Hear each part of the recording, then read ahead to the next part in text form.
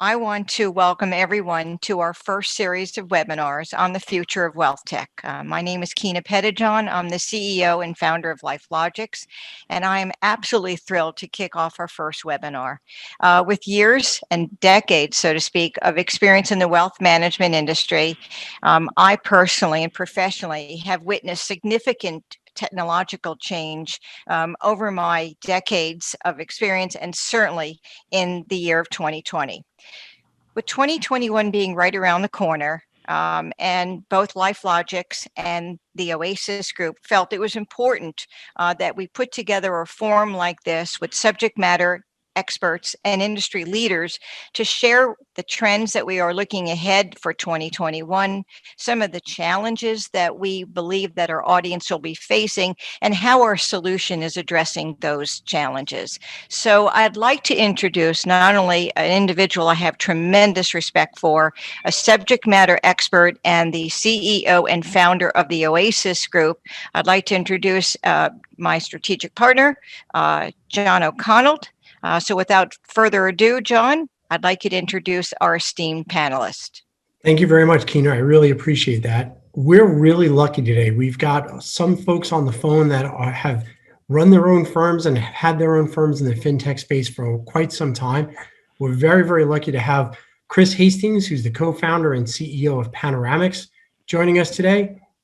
We have Joe Lucking, who is the director of operations at Panoramix. And we have Pete Giza, who's the chief product officer at AdvisorPeak, joining us today.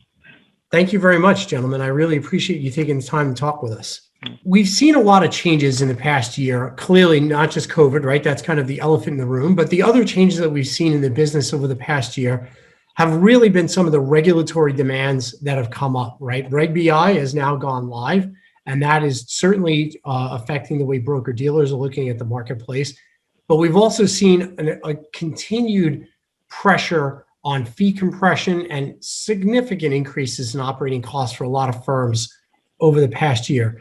And we're seeing a lot of new entrants into the market, right? The wealth management space is certainly seeing more entrants that are coming in from everything from attorneys and CPAs who are now trying to offer more of a small micro family office type of an approach.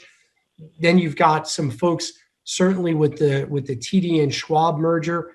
That's made a lot of changes happening. So some people would say we're in this perfect storm right now in the wealth management space of change. And on top of all of this has been an enormous amount of M&A that has happened so far this year and looks like it's going to continue.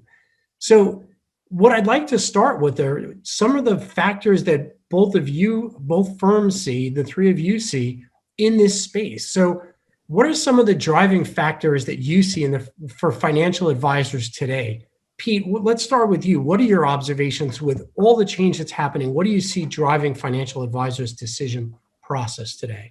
I think one of the top things is that advisors have been redirected to focus on sales, right? Grab AUM. That, of course, is going to take time away from their core business, which is managing client assets. So they've got a huge amount of pressure to balance that out. So I think that's one of the drivers that's going to push technology decisions, now and in the foreseeable future. Also, with regard to the regulatory aspect of things, the usual is treat every client the same. You can't do that if you're compressed for time. You don't have the technology to do that. The simplest things of trading out of a single position. If it takes you half a day to do that, then something's wrong, right? You can't afford to do that, especially the smaller firms like you were bringing out. The other thing is, the market has changed probably inexorably for quite a while.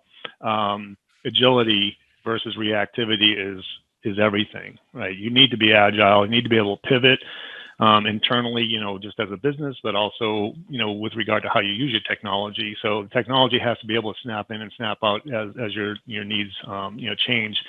And I think the other, aspect of things is just, everybody talks about, the digital transformation. Well, what is that? When it comes down at the end of the day, it's who owns the eyeballs. Firms want to own the eyeballs. They don't want to have, their clients, being or even themselves, they don't need to be subjected to multiple platforms that don't look at all contiguous, don't behave contiguously, hunting and pecking around, again, eating up their time. Time is everything. So those are the things I see driving the decisions today. Chris, how about you? What do you see in the market today? What do you think is driving some of those decisions? I think piggybacking off of what Pete said is it's price. An interesting thing, if I take a little side tour here, there's an interesting book that came out in 1998 called Unleashing the Killer App, written by these two guys from Harvard. And it kind of talks about the internet as a whole, but they define a killer app as just something that changes the world. And the example they used, the first example they used was actually the stirrup. And they talked about the fact that back in the day, people couldn't ride horses, or if they did, it was bareback. And somebody invented the stirrup, didn't seem like a big deal. And all of a sudden, warfare changed and the world changed due to the invention of the stirrup. And the internet, and again, this was written in 1998, the internet, they said, was also a killer app. It's something that's going to change the world, and it has. But another interesting thing they said in there is that a lot of people view technology as a solution. It isn't. Technology is actually the problem. And if you kind of dig into the weeds of that, what they're saying is that, for the world is, as information becomes freer and everything else, and you get frictionless transactions and information, people have to explain themselves and justify their costs. That's why I think you're talking about seeing squeezing down of fees and things. And so you have to look for ways to kind of maximize what you're doing, because as Pete said, you should be taking care of your clients. And if you're not, then, you're kind of losing out on that. And so what do? You turn to technology. But the thing is that some people who get there before you are actually now more efficient than you. And so we used to be able to do things, a certain way. You can't anymore, because there are people who can do it more efficiently with technology. So technology actually becomes the problem versus being a solution for you. It actually is the problem and the solution. Having said all that, price for technology is also a thing, and that's, you look at that, but I think a better thing to look at would probably be value. And so look at your tech stack, look at, and people are starting to do that and say, hey, I don't know that I need all this for that kind of money. I'm looking for a better value. And one way, by the way, to kind of gauge value is let your customers vote on that. When you have like surveys and things that will do customer satisfaction, if your customers put you at a high vote on customer satisfaction, that means you probably have a good feature to price ratio. And Panoramix, I'll just throw out there, was rated #1 in customer satisfaction 2 years in a row at the T3 survey. So we feel that, we're right there for the advisors when they want to start trying to cut their costs. It's interesting you mentioned that, right? So technology, I think, has become, as you said, pretty much a double-edged sword, especially in the wealth management space. There's so much technology out there. There's so much innovation that's happening in the market, but advisors really struggle with trying to keep their technology stack fresh and keep it competitive.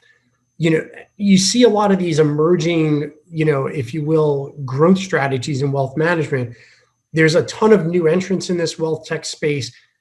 Both of your firms have been around for a long time. You've successfully been able to navigate wealth tech and stayed relevant for quite some time. What's the unique value proposition that you go to market with? And how do you differentiate yourself in a market that's changing pretty significantly and pretty rapidly? Joe, why don't you start us off? Like, how do you look at your unique value prop, and how do you compete? How do you stay relevant? Sure.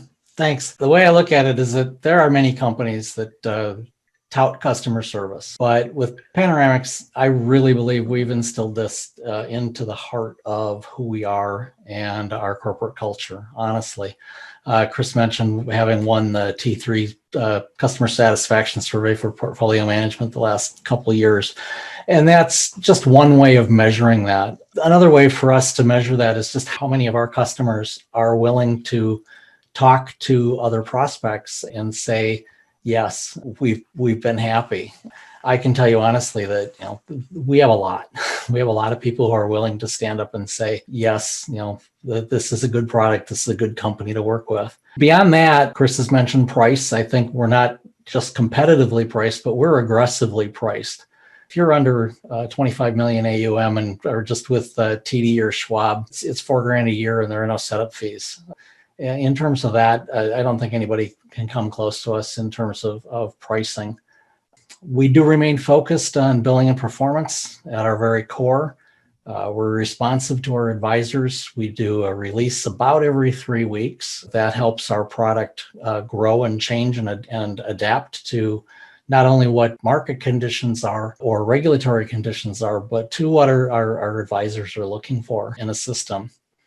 We also do really put a great value on our partner integrations like we've got with AdvisorPeak. We look for long-term partnerships that are strongly built and tightly integrated, and we've got that with AdvisorPeak. It's interesting you mentioned like customer service. I think, certainly for financial advisors who are in really a relationship business where they're trying to drive key relationships, I think customer service is a good value proposition to look at as, a differentiator.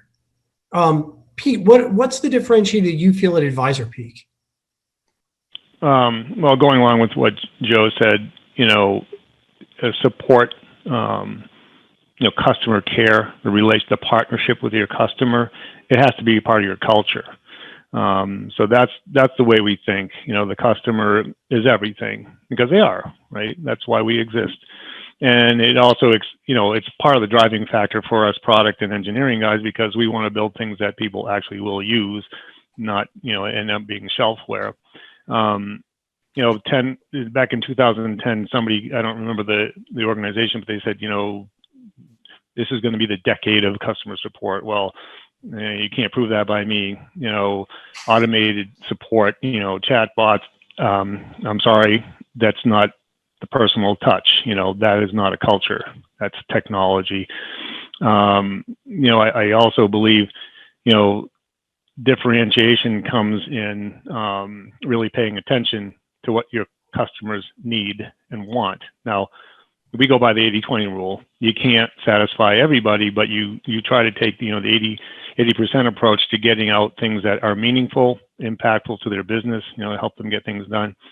Just generally from a product perspective, basically the companies that have been in our space have come either from the order management world or from the RIA and rebalancing world.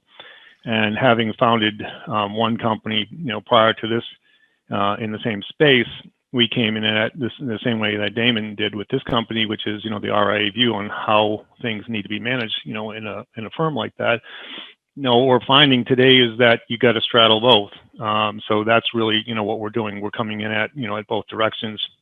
And the other thing, coming up soon, you will see significant changes. I mean, we're seeing it across the market. The fintech companies who are savvy to deployment, which is, platform as a service.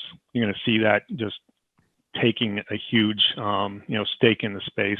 And, we fully embrace that. We have, for at least a decade, we've just been waiting for the technology to come, and now here it is. So yeah, those are, I would say the main differentiating factors.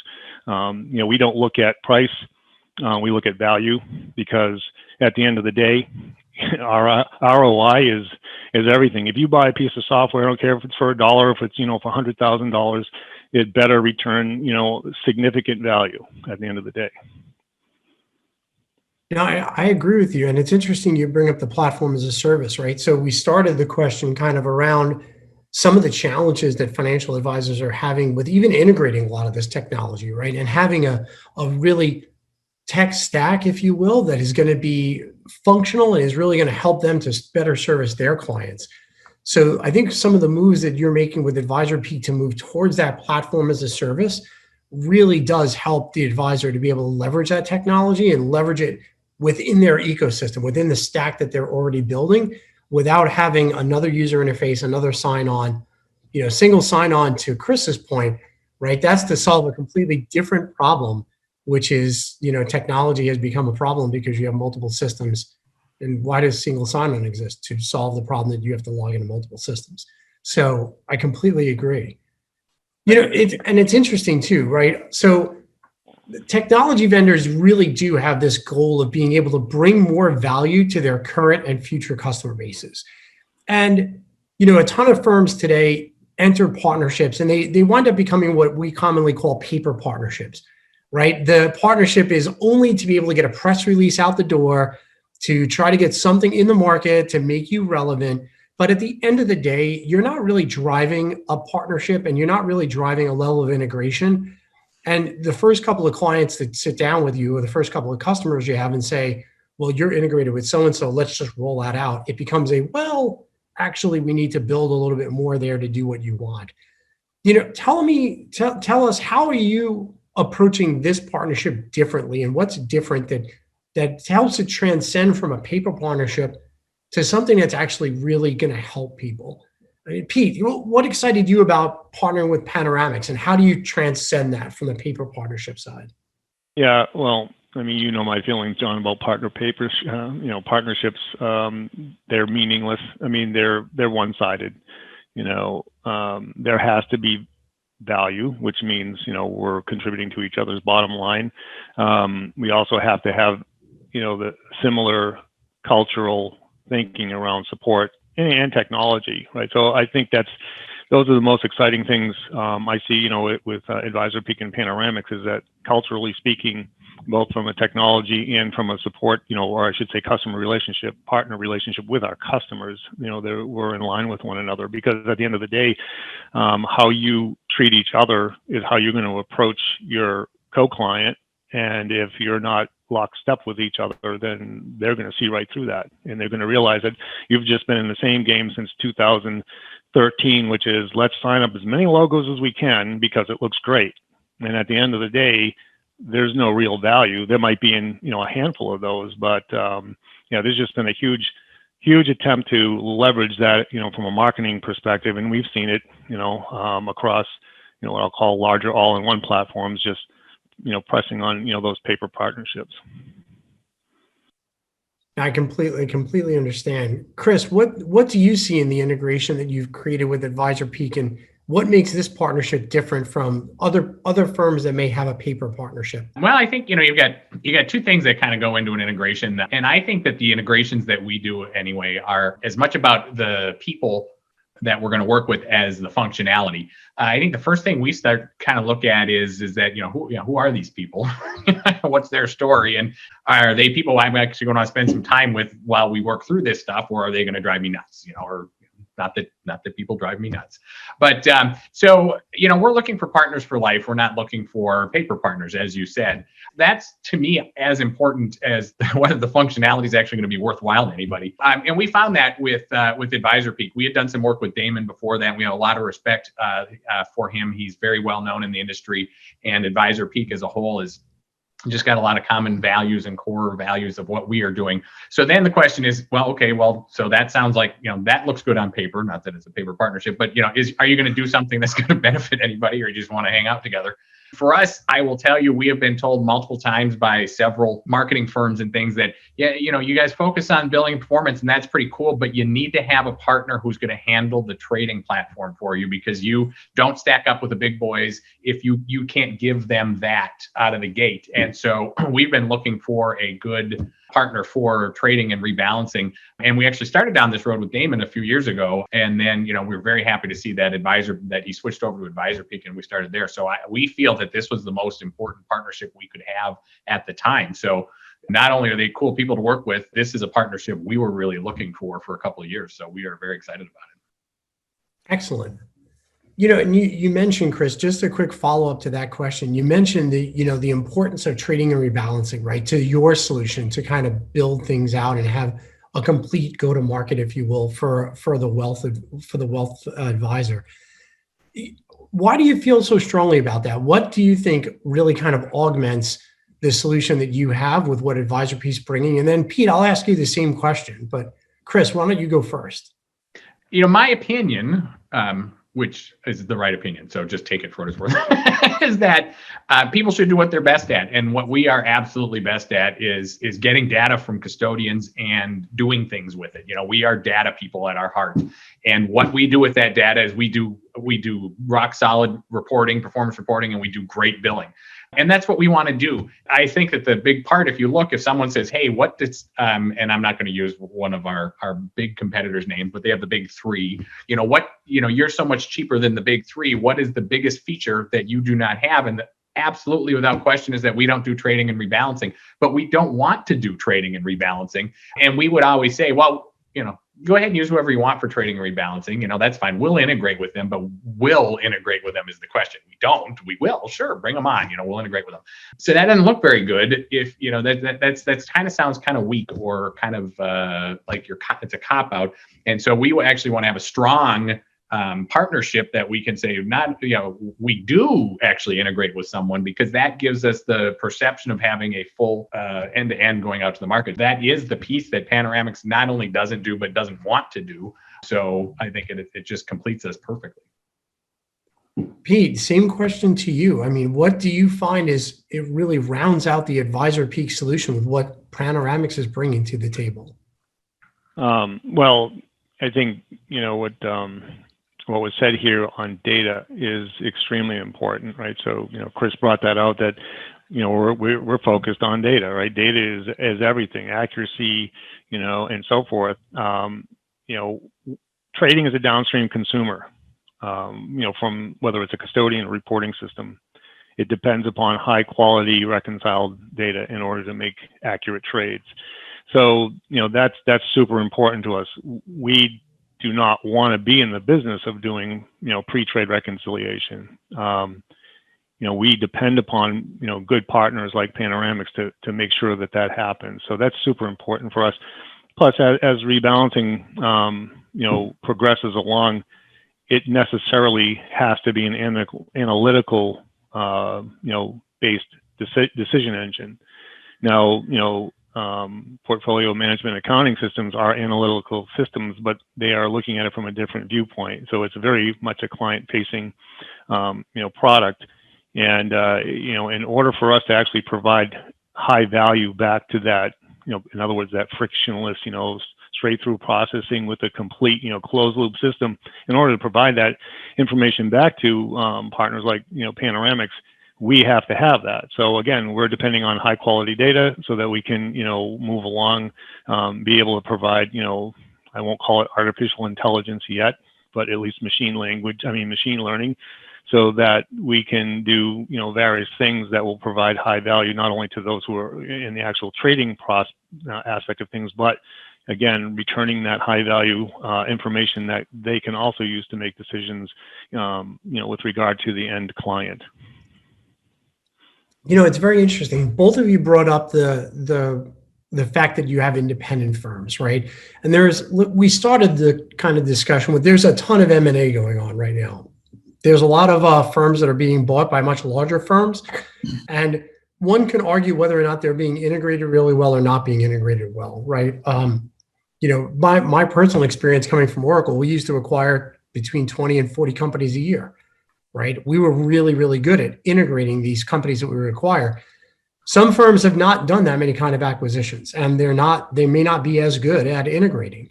So, when you take a look at that, I think that there's a lot of innovation that's driven from someone who's completely focused on the solution that they're trying to solve for, right?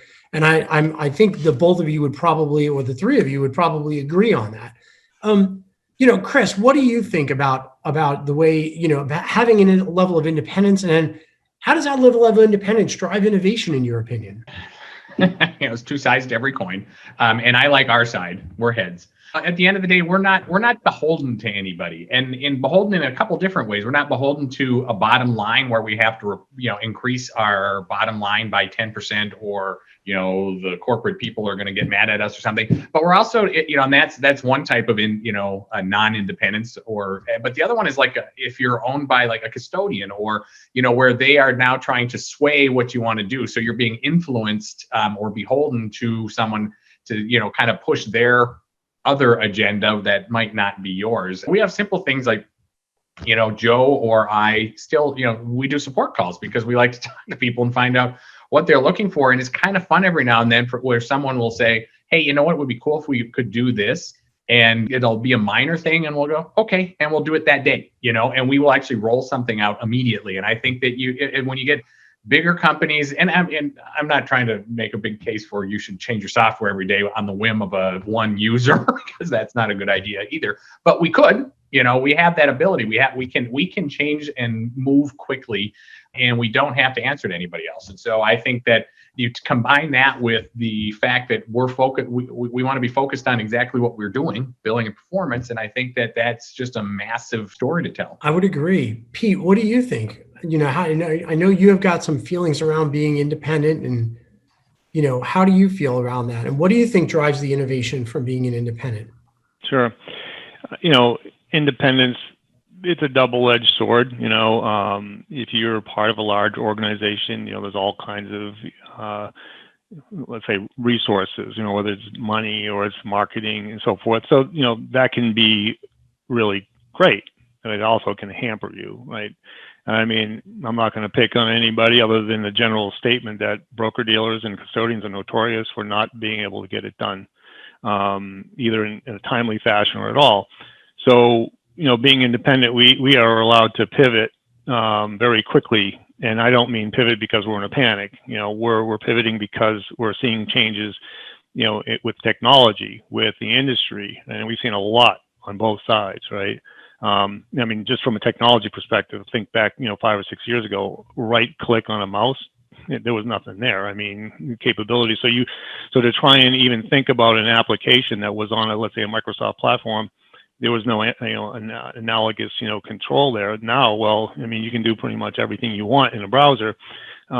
So, independence allows us, to take advantage of those things because, larger organizations necessarily, it takes them longer to vet things out because it doesn't just affect, one, department that's building something. It affects usually the entire, company. I mean, we both know that, having worked with Oracle in the past, that they have teams that are very specific to making sure that the integration path of a new company coming in, they've got a bazillion people who know how to streamline all those things. For us, we're one organization, that's how we do things. Our product team isn't one product guy, me, it's 4 people. So we actually look across the entire, what's going on. And then we bring that to, to technology, to dev, and they vet that out from a technology perspective. So that's why, we see a huge value in remaining independent. Yeah, and I have to say, I've been a CEO in the past, so there's only a finite amount of money, and if you have multiple competing product roadmaps that are coming up, at some point you're going to have to make a decision. That product roadmap is getting the funding, and this product roadmap is not going to get as much funding, and that is going to affect innovation. It just comes down to basic economics. No company has an infinite amount of money, as much as we all would like to have that. None of us do. So you do have to make those kind of decisions from time to time as to where funding is going to go. So yeah, it's very interesting. I'm going to ask one more question before we let the panel kind of weigh in. So, and this I'm going to ask to all three, if you had to pick one trend or one innovation that you see coming out in the next 1 to 2 years, that's really going to change part of the market, or certainly change the day-to-day operations of a financial advisor, what would that be? And Joe, we'll let you weigh in first. What, if you had to pick one technology or one piece of capability you think is going to change the shape of the financial advisory space, what do you think that would be? Just one, huh? Okay. Just one.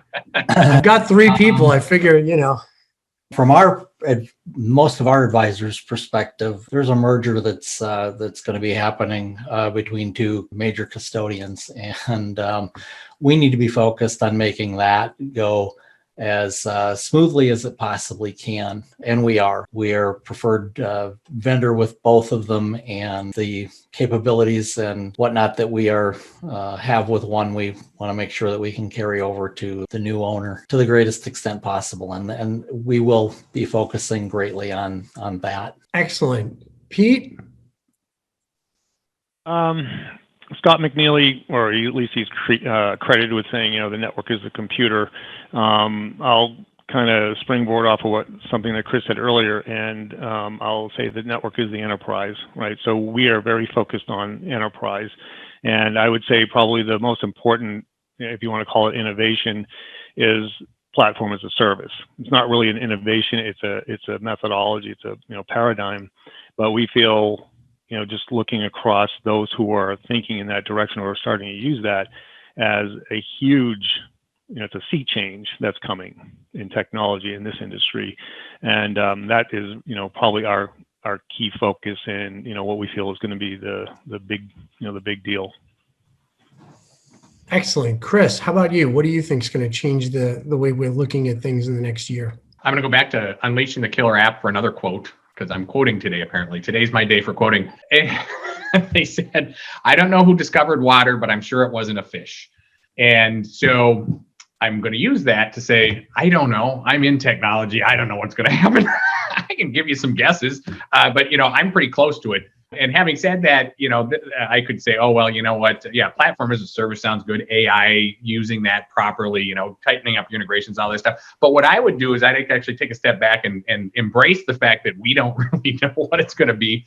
But what I will say is with, the changing environment that we have so far right now with COVID and with possibly or more than likely an administration change coming up in a few months and, changes in regulations and everything else, we focus on being as nimble as we can. So we are going to adapt to whatever it is as quickly or more quickly than anyone else. So that's kind of a cop out to because I'm not going to commit myself to one, but I will tell you that we're going to be here and handle them when they do change, whatever they are.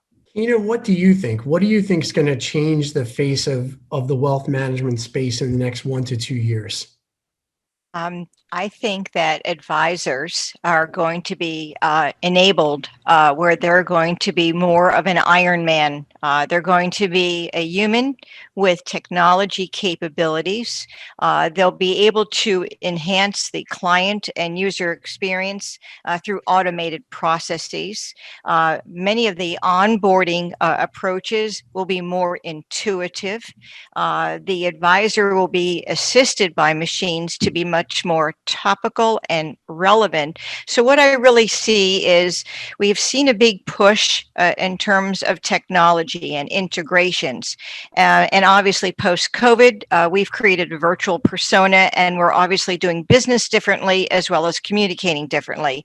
I think we're at a point for 2021 that advisors, independents or broker-dealers or banks or credit unions or other financial providers are starting to look at machine learning in terms of educating not only the user, but also intuitively speaking to the customer. They're watching a lot of natural language processing. They're starting to look at a lot of psychometrics where they're able to take large amounts of data and look at some predictive analytics in terms of behaviors, wants, goals, desires. So I believe that the customer road mapping supported by tremendous amounts of data will create the value proposition a little bit differently than I'm going to visit with this person maybe once every 3 months or once a year, where it will be much more empathetic, but it will be empathetically engaged through machines. So that's what I'm looking at for 2021 and beyond. I would say at this point, I'm thinking that process automation and data analytics are going to be the two big things that really change us moving forward. Advisors today spend far too much time just handling some of their individual processing, like, for example, onboarding, right? That is still a very, very process, heavy portion where advisors today have been able to get assistants to be able to do a lot of that stuff so they can spend more time. But that's still a cost structure that they've put in place. And that, quite frankly, can be done much more efficiently with a process automation capability. Where I look at, a lot around the big data and analytics that we see, I do see broker-dealers moving more and more towards, analytics that will predict when an advisor is about to leave or when a client's about to leave. And I see that becoming more and more moving more and more downstream into the independent space, where an independent can take data that they've got, take a look at some of the interactions they've had with their client, what have they been able to track in their CRM system, and then begin to predict what's the likelihood of that client leaving. And that's where they're going to be able to focus their time very effectively to save some of those clients or to keep some of those clients or to be able to focus some additional customer service capability around them. Which is going to make them much more efficient, right? So, and then the third thing that I think is going to really be challenging for folks is going to be as more and more people move into distribution, how do folks handle that, right? And both of your applications are really set up around that. But as you see more and more of the traditional advisor client move into distribution, what's that going to mean for the advisor and for planning? That's a big change going from accumulation to distribution. And how do people navigate that? And how do they handle trading and rebalancing? What does that mean from a billing perspective? As they're not accumulating as much, but they're really moving into deaccumulation and they're moving into distribution. I think those are changes that are certainly going to affect the industry more and more in the next couple of years. And I, for one, am really excited to see how the both of you solve for those problems moving forward, because I think it's going to be very interesting. I will say this, you've both been very, very successful and been able to have independent firms for a long time. And that innovation that's going to be driven over the next couple of years, I do see it coming from firms like yourselves. So thank you very much for your time. And Keena, why don't you kind of close us out?